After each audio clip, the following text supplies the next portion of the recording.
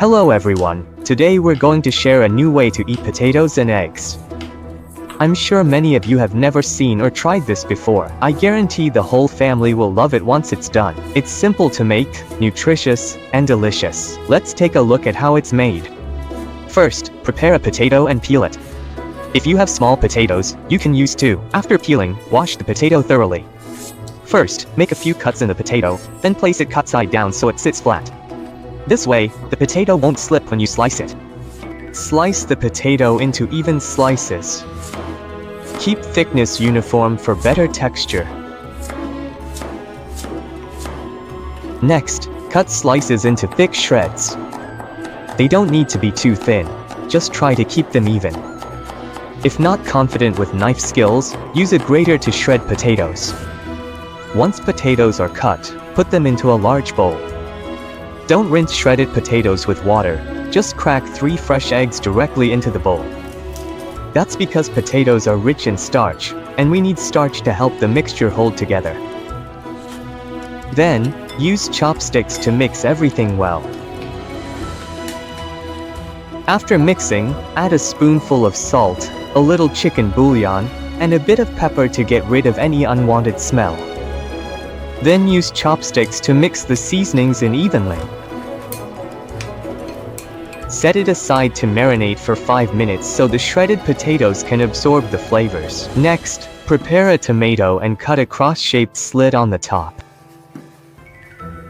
Put it in a large bowl and pour boiling water over the tomato to blanch it. After blanching, peel off the tomato skin. Once peeled, cut off the stem, then slice it as shown in the video, but don't cut all the way through.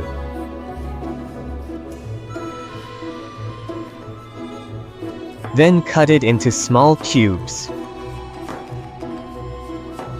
Once everything is cut, put the diced tomato into a bowl for later use. Next, prepare a small piece of fresh ginger and finely chop it into minced ginger.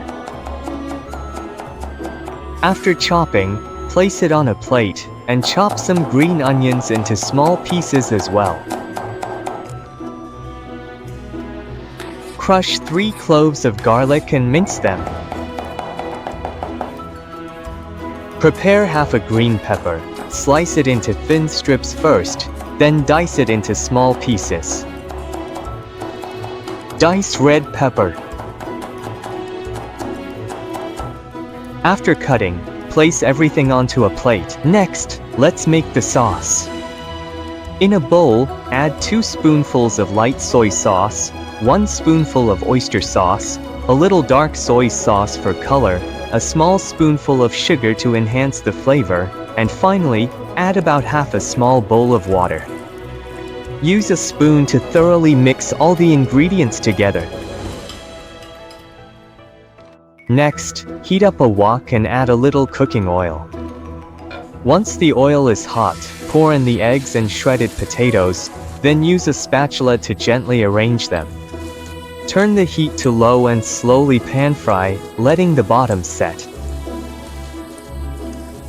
Once the bottom is set, gently shake the pan to ensure even heating.